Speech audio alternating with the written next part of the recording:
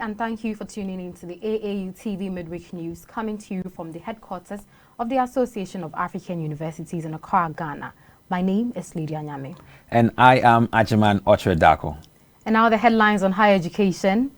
Academics push for more women in higher education management positions. And also institutions urge to share best technology-based practices. In our health news, sperm switch swimming patterns to locate egg, a new study suggests. And in our tech news, digital transformation makes headway in job creation in Africa. We're glad you made time to join us on the AAU TV Mid-Week News, AAU TV News, and we'll go for a short break. We'll come back with more news. Stay with us.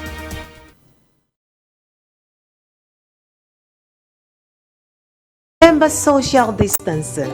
You might just save a life. Rock at home, stay at home. Stay safe. Wash your hands with soap under running water.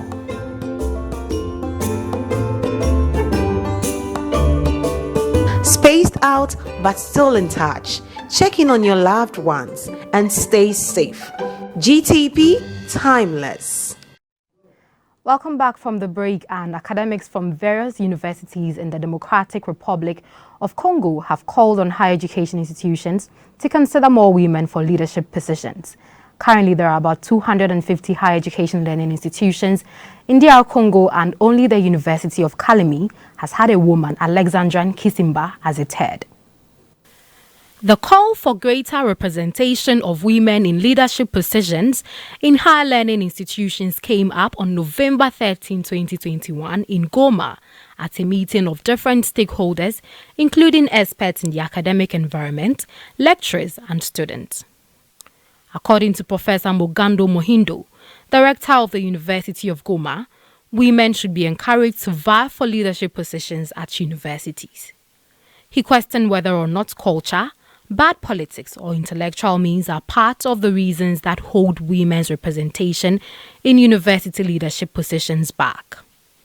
He added that women must be encouraged to compete for high-level leadership positions and not to remain as lecturers in support of positions because they are as powerful just as their male counterparts. Adding to Professor Mogando Mohindo's submission, Prosper Lobobo, the program's coordinator, highlighted that society has a stereotypical view of women that has to be challenged. Currently, senior positions such as university governing bodies, management committees, rectors, academic secretary generals, among others, are all occupied by men, while women are primarily given support positions, offering assistance to men in top positions. He added that the data shows that women can hardly become professors or reach a level where they are appointed as supervisors at the university level. Well, that's an incredible story right there. Women urged to be or to take positions in higher education. But I have a statement here made by Professor Mogando Mohindo. He's a rector of the University of Goma. And he says, we have to ask ourselves what holds women's representation in universities' leadership positions back.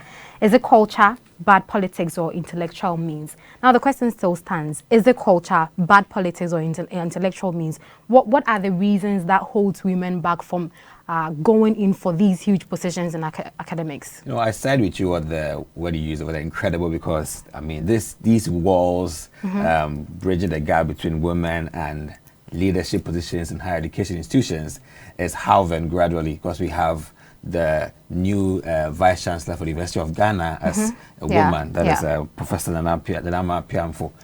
And more. But, you know, I want us to take it from the setting of the story in the DRC, where we're looking at this. I mean, they have quite not so encouraging narrative over there when it comes to women in leadership.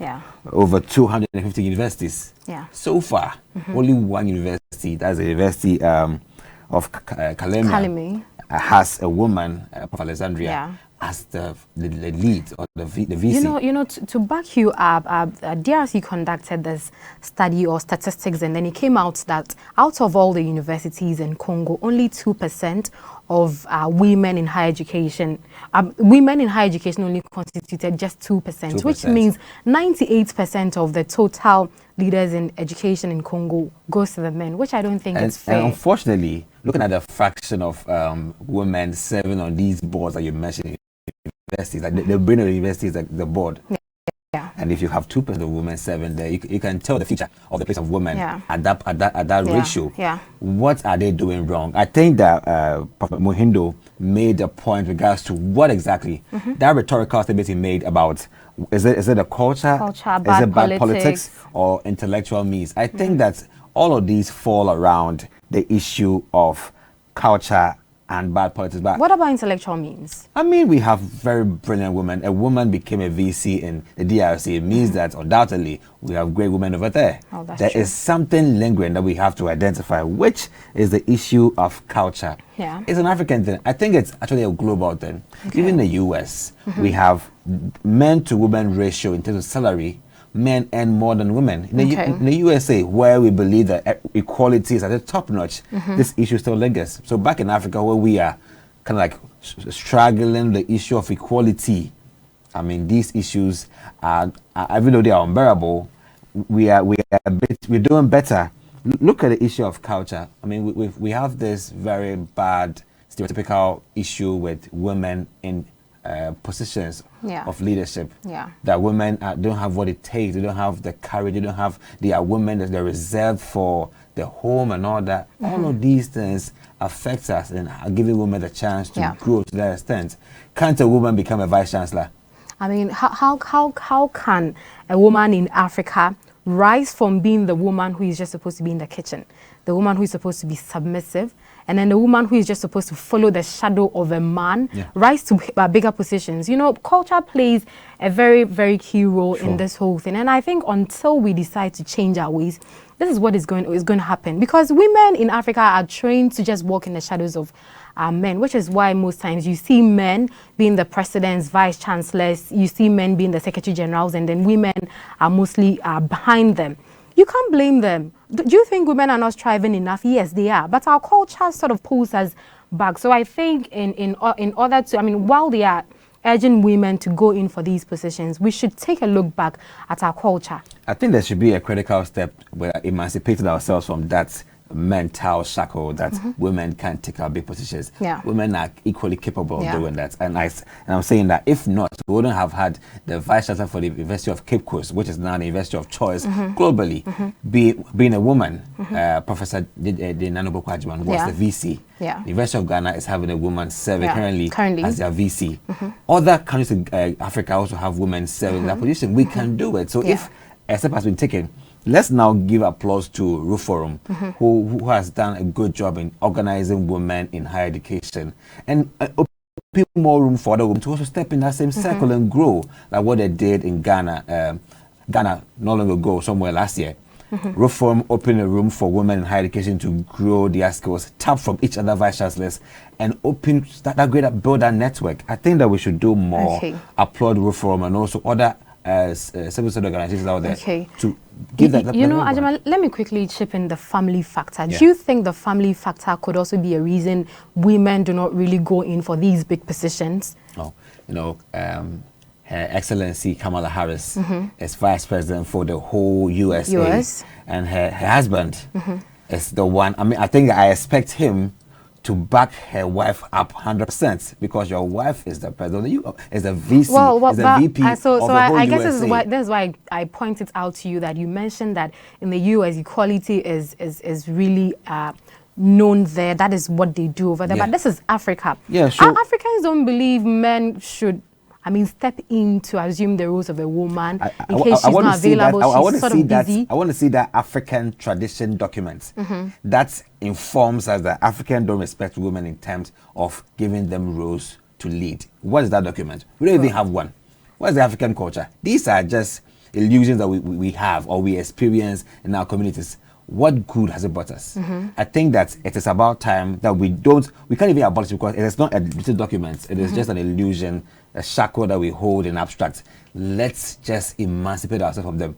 Just kill that thought and push women to grow in all the spaces. I wouldn't say leave men behind. We go together. Do not use bad politics and other denigrating means to shut down the sort of woman. Don't do that. You know, and this is the point where I also tell or ask you that how do you expect an African woman to rise up to take her bigger positions in education when almost every successful woman in Africa, in Ghana, who has risen to a certain level is one way or the other tagged with having a sexual relationship with a man or a powerful man. Yeah. How do you expect women to rise up when they know that the moment a woman steps up, that's the next thing that's going to come? They're going to find someone and attach it to you that you have had a sexual relationship with the person. I mean, that is a baseless, defeatist mindset that you think that any woman that goes to the upper echelon is somebody who that's a reality in Africa. It is a reality.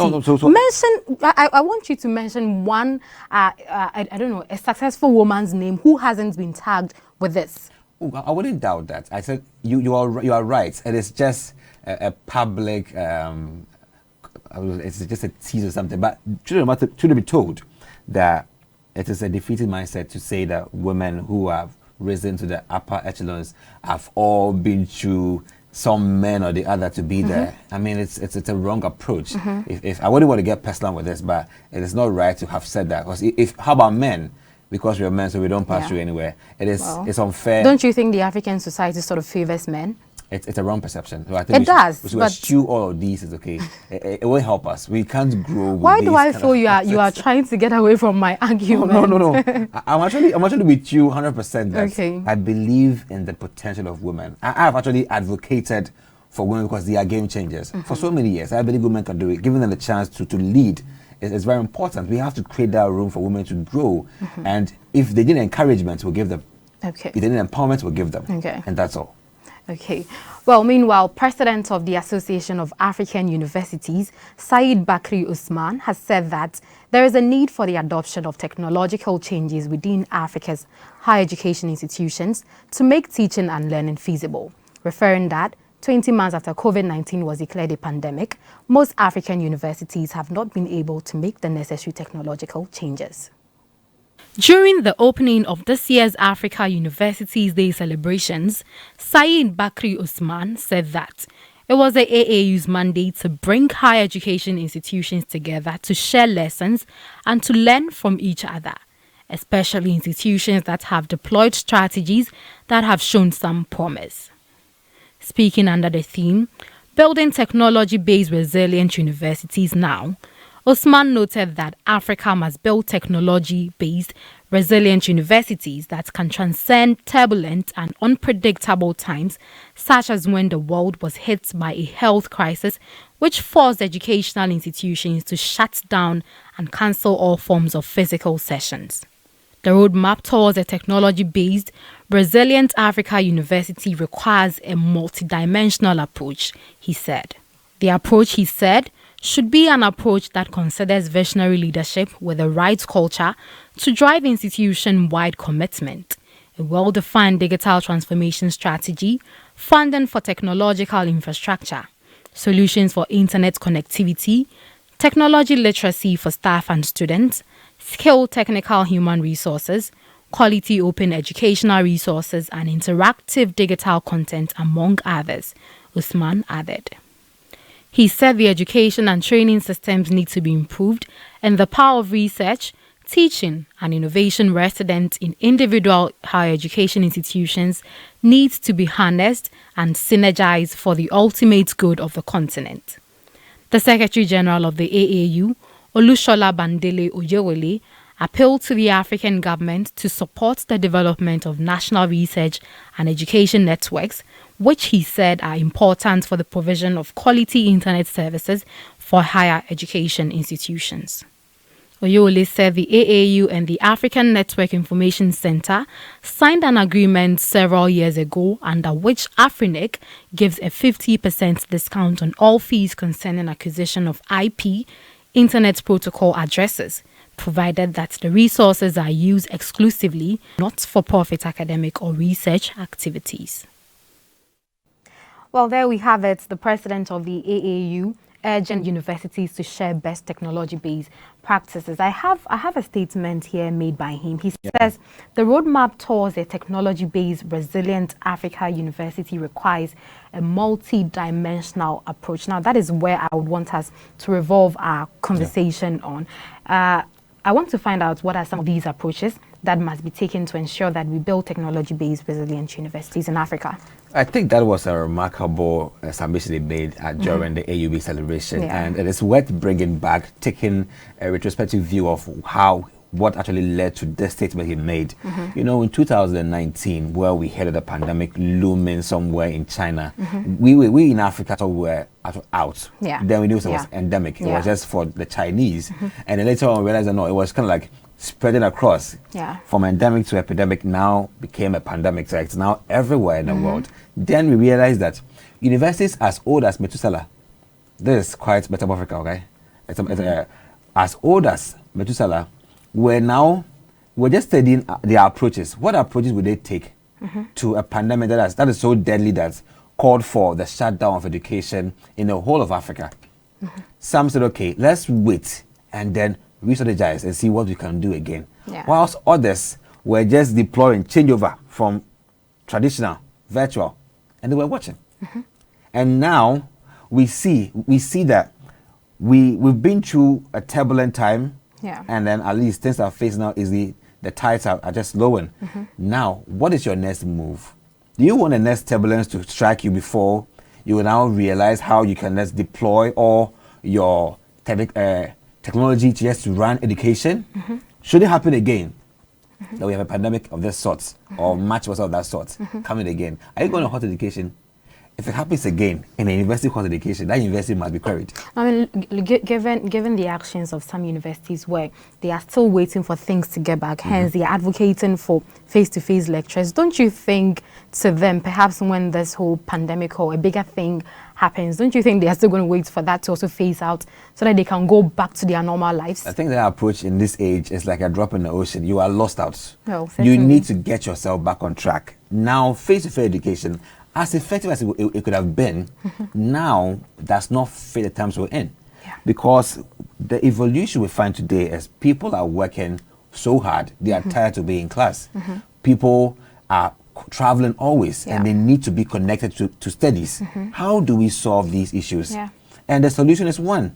It is just as the thing we had for the AAU Week celebration 2021, that we should build technology-based resilient universities in Africa, because not only just to overcome this turbulence and unpredictable times ahead, but also to strengthen ourselves and build a future for ourselves that we can be proud of. And he mentioned the multi-dimensional approach, which I find very interesting. If you invest in Africa and then your leadership are not so engrossed in trying to institute technology-based resilience, there's a problem. Visionary leadership is the top or is the brim of all of this pyramid. The next issue is that digital transformation strategy. Do they even have one? If you have one, how are you deploying it? How are you deploying it? What is your timeline?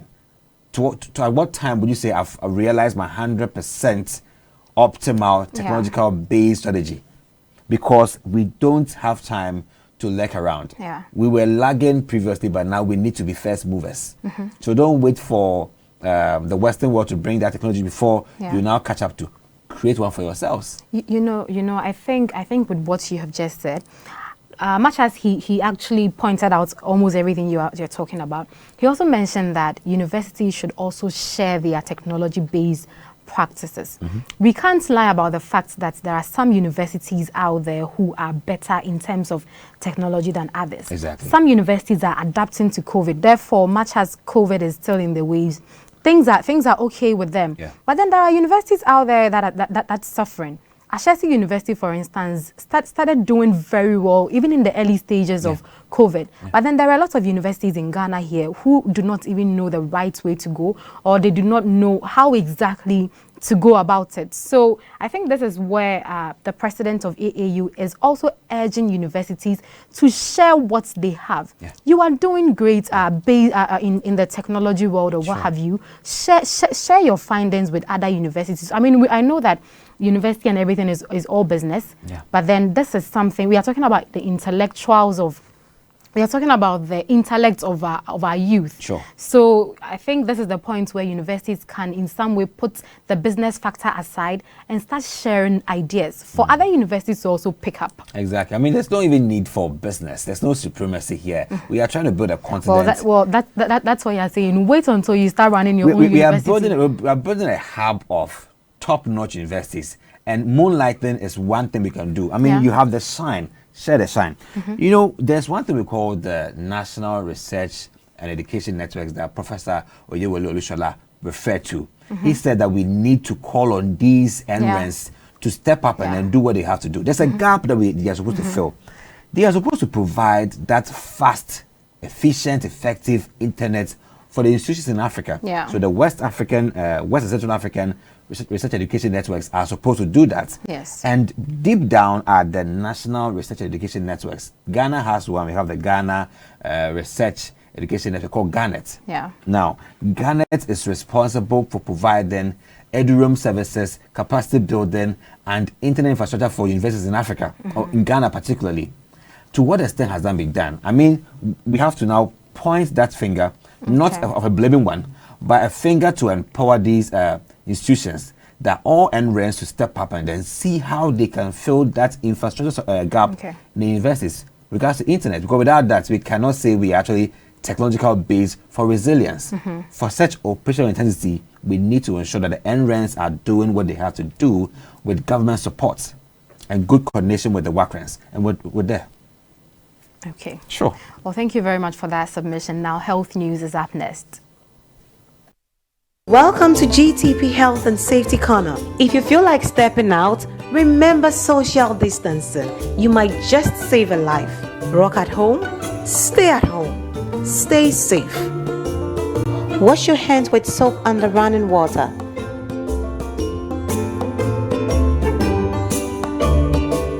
Spaced out but still in touch. Check in on your loved ones and stay safe. GTP, timeless. Welcome to our health news segment, and a new study reveals how sperm changes their swimming patterns to navigate to the egg, shifting from a symmetrical motion that moves the sperm in a straight path to an asymmetrical one that promotes more circular swimming. A new study reveals how sperm change their swimming patterns to navigate to the egg, shifting from a symmetrical motion that moves the sperm in a straight path to an asymmetrical one that promotes one circular swimming. This change in behavior, called hyperactivation, enables the sperm to sweep that area once in the egg's proximity, which improves the sperm's chances of finding it. For the in vitro study, the researchers designed microfluidic chips with micron-sized channels so they could observe bovine sperm with a microscope and a high-speed camera. By exposing the mechanisms involved, the study not only unravels a mystery of how the sperm navigates to the egg, but it also has implications for human in vitro fertilization and dairy cow reproduction, and provides new information for engineers to design robotic micro-swimmers. By understanding what determines the navigational mechanism and the biophysical and biochemical cues for a sperm to get to the egg, we may be able to use those cues to treat couples with infertility issues and select the best strategy for in vitro fertilization, said Alireza Abbas-Pirad, the paper's senior author, and the Young Kunjo Assistant Professor of Food Chemistry and Ingredient Technology in the Department of Food Science in the College of Agriculture and Life Sciences. The study, Mammalian Sperm Hyperactivation Regulates Navigation via Physical Boundaries and Promotes Pseudochemotaxis, was established and published online October 29th in the Proceedings of the National Academy of Sciences. Remarkable story right there with regards to our sexual reproduction. And let's find out, Lydia, how does the movement and direction of the sperm really influence fertility? The straight path and then the circular one. How does it help? Okay, so let's first of all educate ourselves on the movement and direction of the sperm. So the sperm either moves in a symmetric direction or asymmetric. Exactly. And then the symmetric direction is also the same as progressive. So this is when the sperm moves in a straight line. So it just goes straight forward. And then the asymmetric one is when the sperm is not able to move in a straight line, therefore it goes in circles. So that's basically the kind of movement we are talking about right now.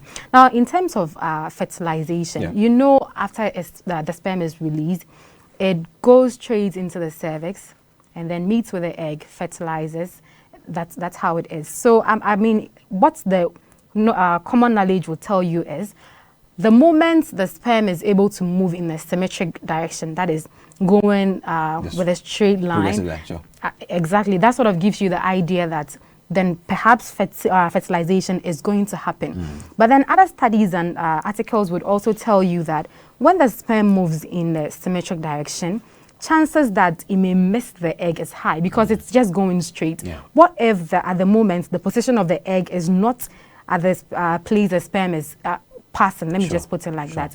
So basically, I think that is how it influences fertilization. And also, you know, a piece of knowledge for us to just be amazed with that. You know, many years ago when we were in school, we were told that after with ejaculation, the sperms are just swimming onwards. They swim to the ovum where the egg is, and then ovulation starts. Yeah. But we didn't know what direction they were moving. So now we know, okay, some of the sperms move symmetrically, some move asymmetrically. Yeah. I don't even know which one I was moving in, but I knew I moved.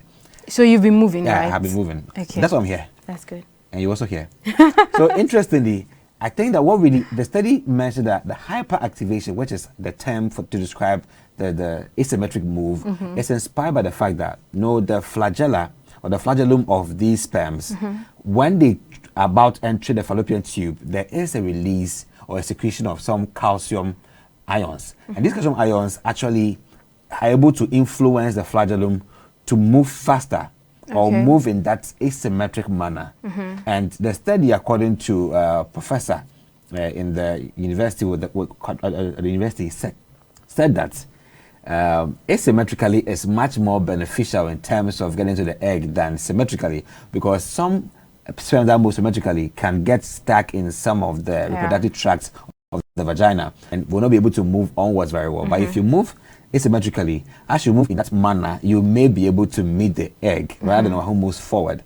And it's a way to also support infertility, because if you have no idea what direction the sperms are moving, you say, I'm a good man, I do well, I don't have low sperm counts, but why am I not getting the eggs fertilized? Maybe your eggs, your sperms are moving in that progressive manner and they get trapped in the tract of the vagina.